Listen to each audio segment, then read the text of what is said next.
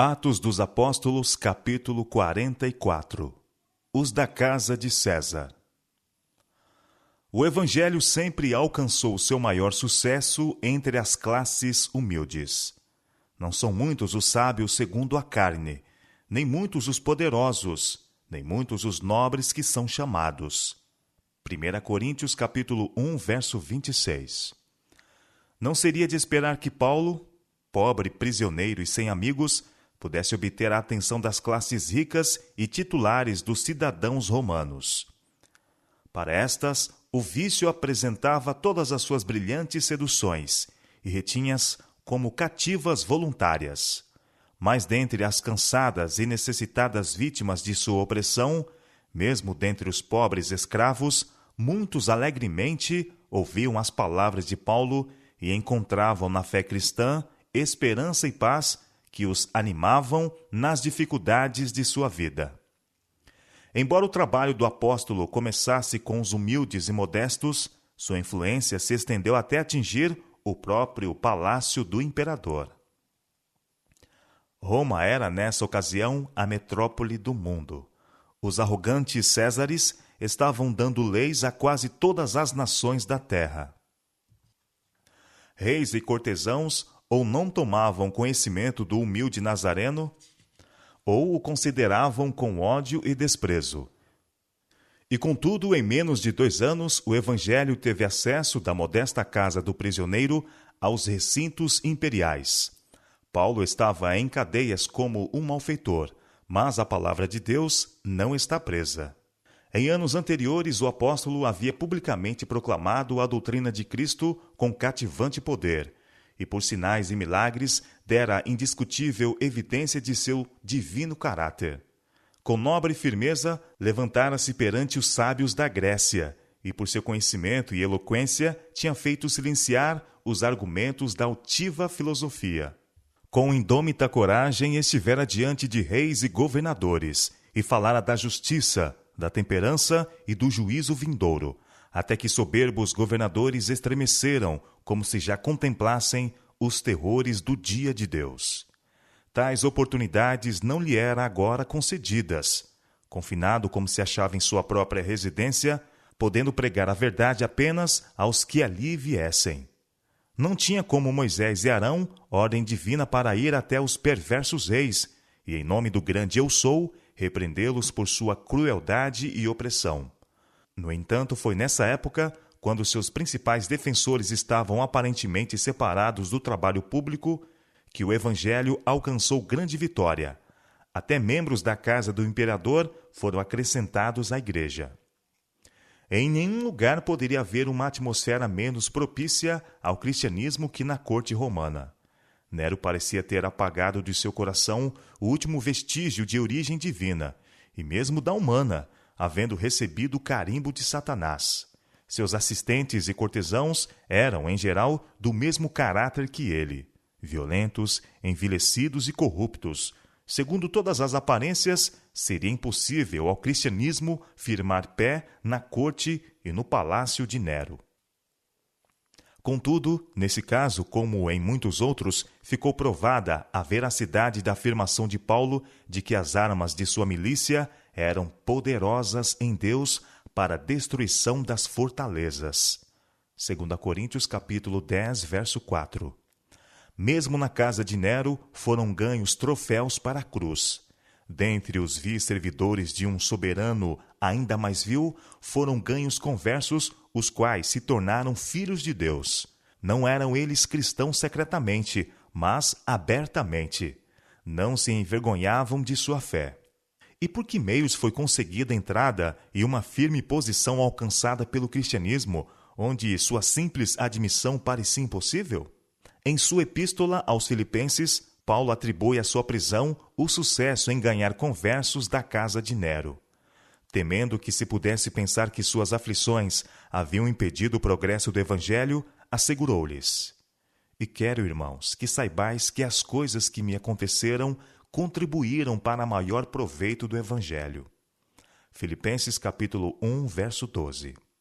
Logo que as igrejas cristãs souberam que Paulo deveria visitar Roma, tiveram a expectativa de um triunfo assinalado para o evangelho nesta cidade. Paulo levara a verdade a muitas terras, proclamara em grandes cidades. Não poderia esse campeão da fé ser bem-sucedido em conquistar conversos para Cristo também na metrópole do mundo? Mas as esperanças dessas igrejas se aniquilaram com a notícia de que Paulo fora a Roma como prisioneiro. Tinham confiantemente esperado ver o evangelho, uma vez estabelecido naquele grande centro, estender-se rapidamente a todas as nações e tornar-se um poder predominante na terra. Quão grande foi a sua decepção! Falharam as expectativas humanas, mas não o propósito de Deus. Não pelos sermões de Paulo, mas pelas suas cadeias, foi a atenção da corte atraída para o cristianismo. Foi como um cativo que ele rompeu de tantas vidas as cadeias que as mantinham na escravidão do pecado.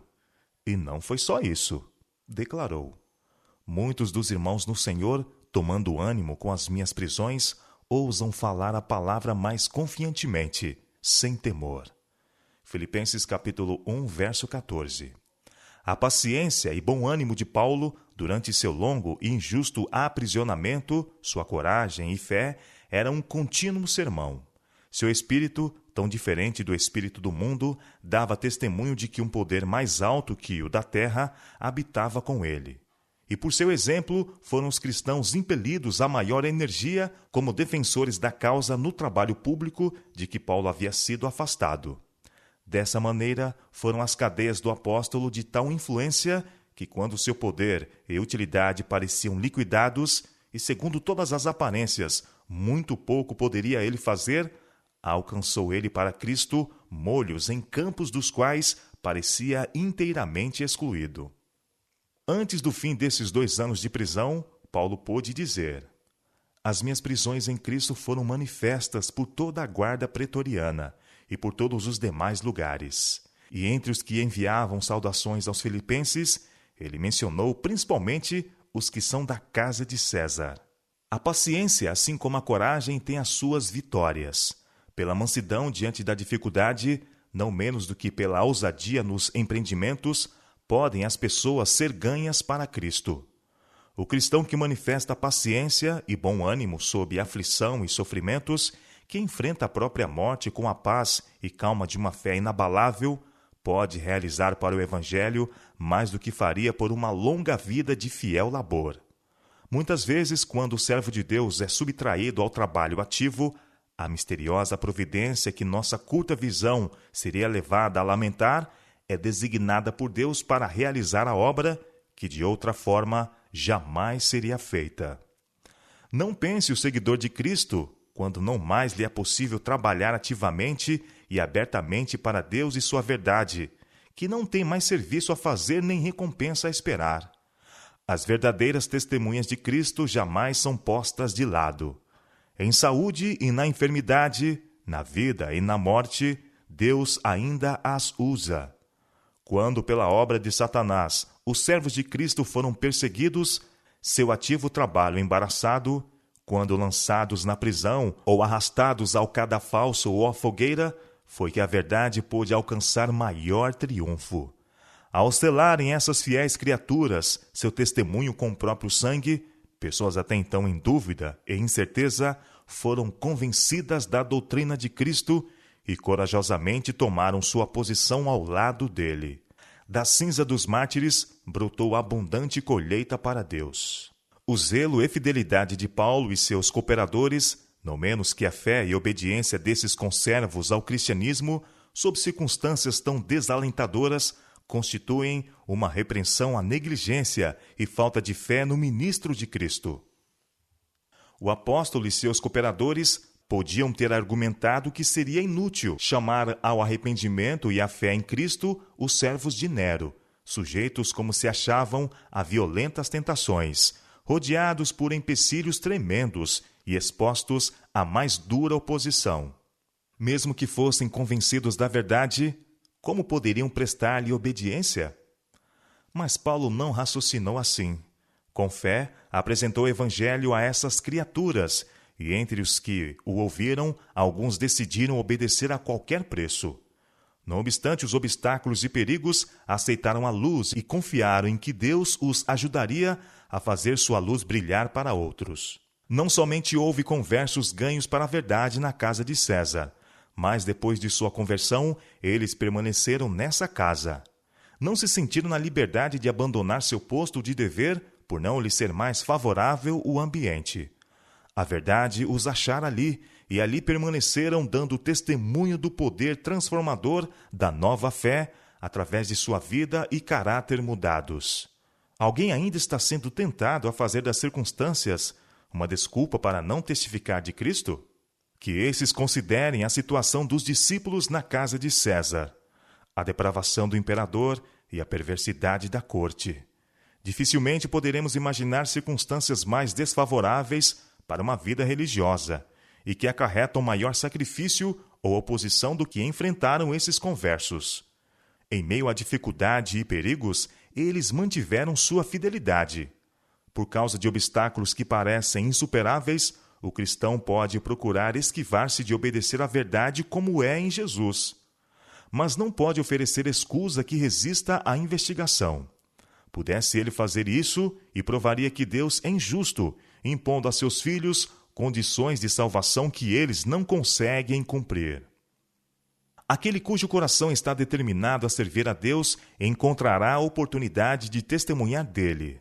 As dificuldades não terão força para impedir aquele que está determinado a buscar primeiro o reino de Deus e sua justiça. Na força conquistada pela oração e estudo da palavra, ele encontrará a virtude e abandonará o vício. Olhando para Jesus, o autor e consumador da fé, o qual suportou a oposição dos pecadores contra si mesmo, o crente voluntariamente enfrentará o escárnio e a zombaria. E são prometidos auxílio e graça suficientes para cada circunstância, por aquele cuja palavra é a verdade. Seus eternos braços envolvem as pessoas que se voltam para ele em busca de auxílio. Em seu cuidado podemos descansar seguros, dizendo: no dia em que eu temer, hei de confiar em ti. Salmo 56, verso 3. Deus cumpre sua promessa para com todos aqueles que nele depositam confiança. Por seu exemplo, o Salvador mostrou que seus seguidores podem estar no mundo sem todavia pertencer ao mundo. Ele veio não para compartilhar de seus prazeres ilusórios e ser governado por seus costumes ou seguir suas práticas, mas para fazer a vontade de seu Pai e buscar e salvar o perdido. Com esse objetivo em vista, o cristão poderá permanecer incontaminado em qualquer meio. Quaisquer que forem sua situação e circunstâncias, exaltada ou humilde, ele manifestará o poder da verdadeira religião na prática fiel do dever. Não é fora das provas, mas em meio a elas, que o caráter cristão se desenvolve. O achar-se exposto à repulsa e oposição leva o seguidor de Cristo a maior vigilância e mais intensa oração ao poderoso ajudador. Severa prova resistida pela graça de Deus desenvolve a paciência, a vigilância, a resistência e uma profunda e permanente confiança em Deus.